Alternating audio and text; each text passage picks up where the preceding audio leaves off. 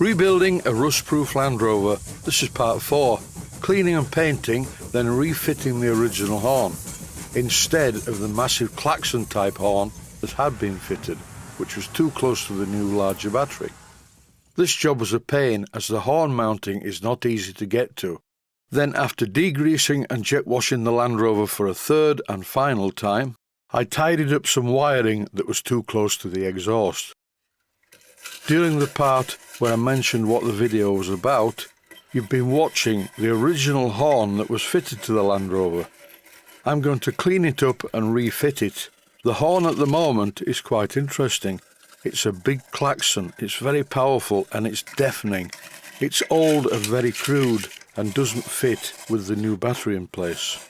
Because this massive klaxon horn will not fit in the place it was fitted, because the new battery that I bought is physically larger than the dead battery that I took out of the Land Rover. However, later on in the video, I found a really good new use for the old battery.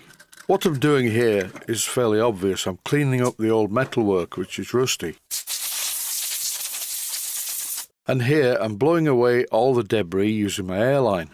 I haven't removed all the rust, but it's not very important. I'm going to give it a new coat of paint, which should seal in the rust. I'm fitting some terminal connectors because when I spray the back of this, I don't want to spray the electrical parts. These nuts and bolts and the back fitting bar are all stainless steel. Now it's time to go into the outer part of the workshop and spray the horn using some satin black paint. I'm applying this thick coat of paint to protect the item in the years to come. And here is something you don't see very often in my videos, a shot of paint drying on a Land Rover original horn.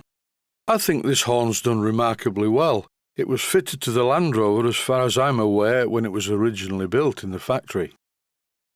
To mount the horn in this fairly inaccessible place, just at the front next to the radiator, was a surprisingly difficult job. It's in a very inaccessible place. I carefully removed the very heavy new battery so I could get at all the parts. Sat on the wing is the earth wire to the horn and the tools that I'm going to use to fit it.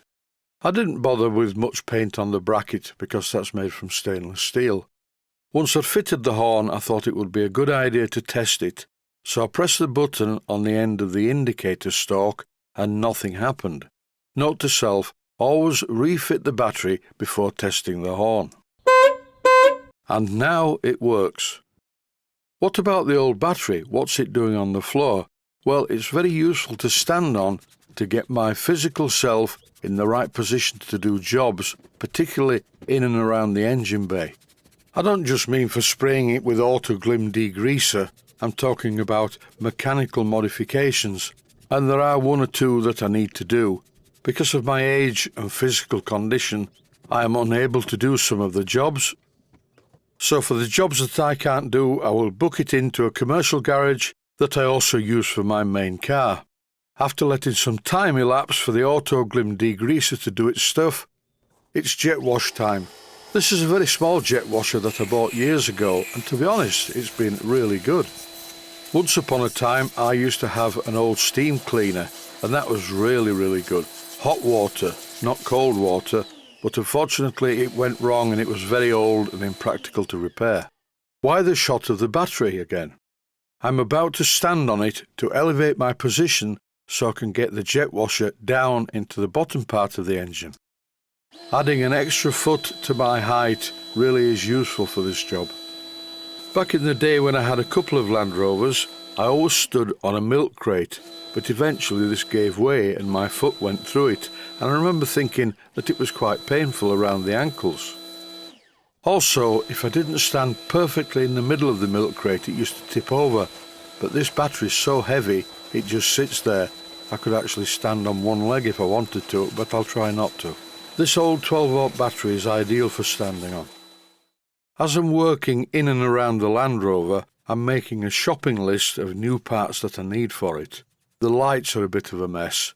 Most of the lenses are cracked. One's missing altogether, and I definitely need a new front headlight. I'll probably buy a pair of those.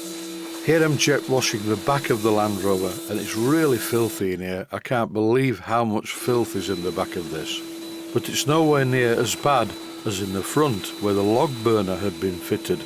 I've never seen anything quite like that.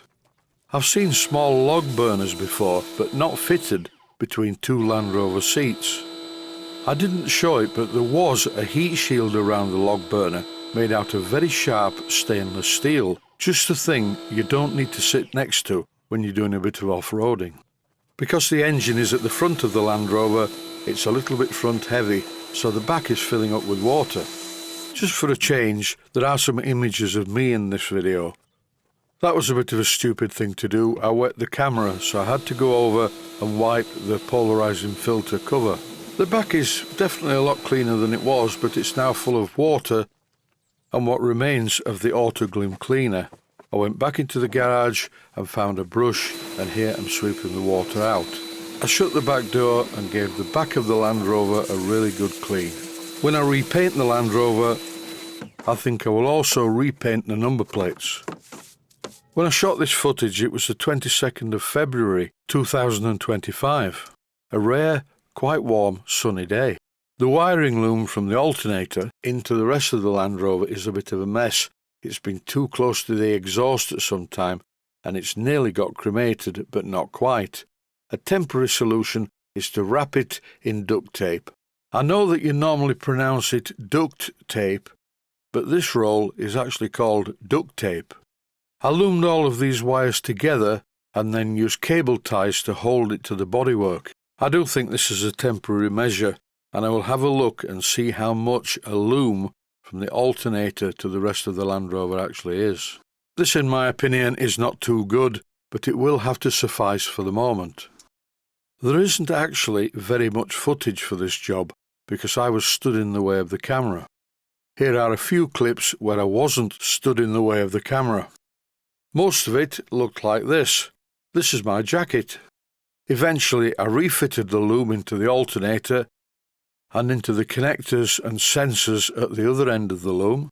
I was concentrating on doing the job, and the final shot I got was of this pair of cutters, after snipping the cable ties.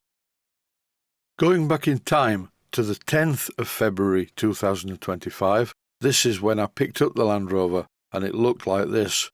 Horrible, truly horrible. Now it's starting to look a little bit better. Please take the time to visit my Mainsteam Models website and click on the section of the website that says Video Playlists. And by doing that, you can find other videos that you may like to watch. And by using the playlists, you can actually watch the videos back to back.